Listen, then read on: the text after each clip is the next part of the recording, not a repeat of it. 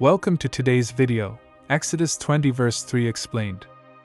Thou shalt have no other gods before me. This verse is the first of the 10 commandments and serves as the foundational command for Israel's relationship with God. It emphasizes the absolute exclusivity of worship that the Lord demands from His people. The phrase "no other gods before me" does not suggest that other gods exist in reality, but rather refers to any false deity or idol that people might choose to revere or follow. God is making it clear that nothing else should come before Him, not in worship, loyalty, attention, or affection. At its core, this commandment teaches that God must be first in every aspect of our lives. He is not to be one among many or just the most important of several things. He alone is to be worshipped, revered, and obeyed.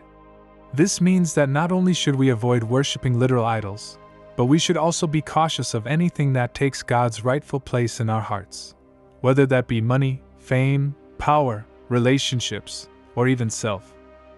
In the ancient world, it was common for nations to worship many gods, each tied to a different aspect of life like agriculture, war, fertility, or weather.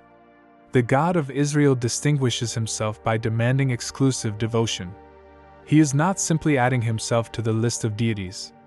He is making it known that He alone is God, and any deviation from that truth is rebellion.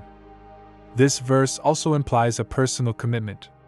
It does not only apply to nations or communities but to every individual. Thou shalt have no other gods is a direct instruction to each person. Everyone is responsible for making sure that their life is ordered in such a way that God remains first. This involves self-examination and repentance when other things begin to take precedence over our relationship with the Lord. The idea of "before me" in this verse is also worth considering. In Hebrew, it can be understood to mean in my presence or in front of my face.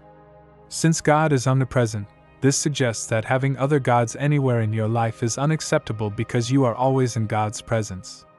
There is no place or moment where idolatry can be hidden or justified.